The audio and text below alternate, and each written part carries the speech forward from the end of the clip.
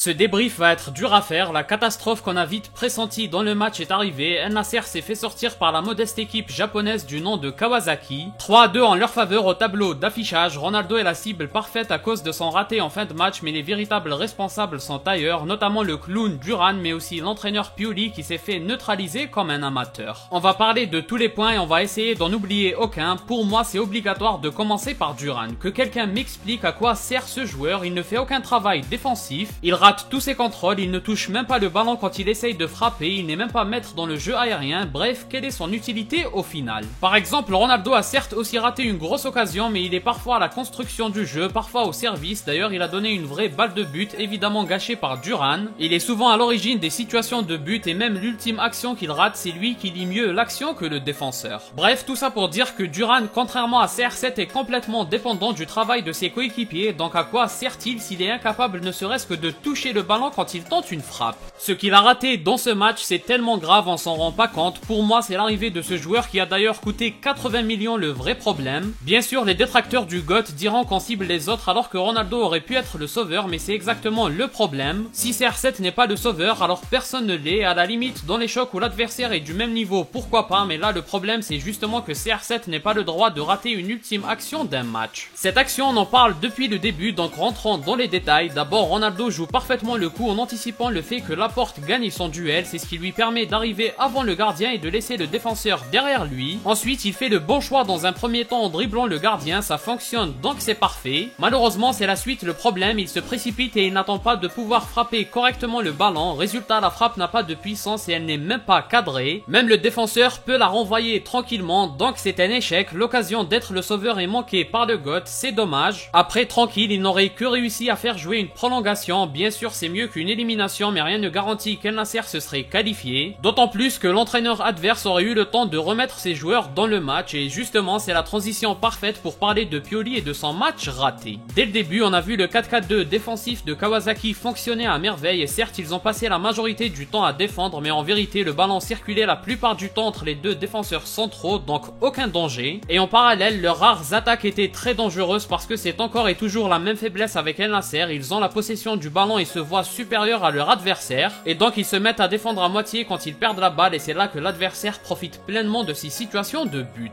Leur premier but, faut dire bravo pour la finition, c'est magnifique, mais le deuxième c'est cadeau, et le troisième aussi avec Laporte qui se laisse dribbler comme un débutant. Pioli est fautif parce qu'il n'a rien corrigé, tout ce qu'il a trouvé comme solution c'est de changer les joueurs, sauf que dans le jeu il y a absolument rien qui n'a changé. Enfin bref, je pense qu'on l'a tous constaté, c'est juste déprimant, la victoire était obligatoire, c'était le seul moyen de sauver la saison, et le pire c'est qu'on a vu malgré tout ce qu'on a dit dans ce débrief, il suffisait juste de se donner à 120% pour perturber l'adversaire. Après, les deux buts marqués d'El Nasser sont aussi chanceux puisque c'est des tirs déviés, mais par séquence, en se donnant à 100% sur le terrain, l'adversaire était dépassé, c'est juste que ça ne durait pas assez longtemps. En tout cas, c'est encore un énorme gâchis. Pour CR7, on retiendra l'action finale, mais son retourné en première mi-temps était merveilleux, et surtout sa tête sur la transversale. Ça s'est joué à rien pour inverser la tendance, mais on a vu qu'El Nasser était en train de passer à côté de son rendez-vous. Pour ma part, c'est que des regrets, de la frustration, du désespoir, de la tristesse. On pourrait continuer longtemps avec ce champ lexical, mais à nouveau, ce club me déçoit au plus haut point. S'ils sont incapables de répondre présent avec un tirage aussi favorable, ils ne gagneront jamais le moindre trophée. Et ce n'est pas la nullité absolue de Duran ni ses pieds carrés qui vont changer cette prévision, vraiment c'est que du malheur. Le pire, c'est de voir Ronaldo se parler tout seul en repensant à son occasion ratée qui aurait pu être salvatrice. C'est terrible de le voir comme ça, il mérite tellement mieux, d'autant plus que son match est loin d'être horrible ou aussi fantomatique que celui de Duran. Et bien sûr, on n'en a pas parlé, mais on n'oublie pas Brozovic et Simakan qui sont passés à côté de leur rencontre, ou les latéraux qui n'ont pas su bonifier quelques situations. C'est encore des souvenirs malheureux à avoir en mémoire, on a bien compris, c'est soit Ronaldo marque un doublé en finale et des buts sauveurs pour aller au bout et gagner des trophées comme en Coupe arabe, soit le flop est inévitable, c'est dramatique d'en attendre autant de quelqu'un à 40 ans. Comme d'habitude, n'hésitez pas à donner votre avis en commentaire, si vous avez aimé, laissez un like et abonnez-vous pour ne rien rater, partagez aussi pour me soutenir, moi je vous dis à la prochaine, portez-vous bien.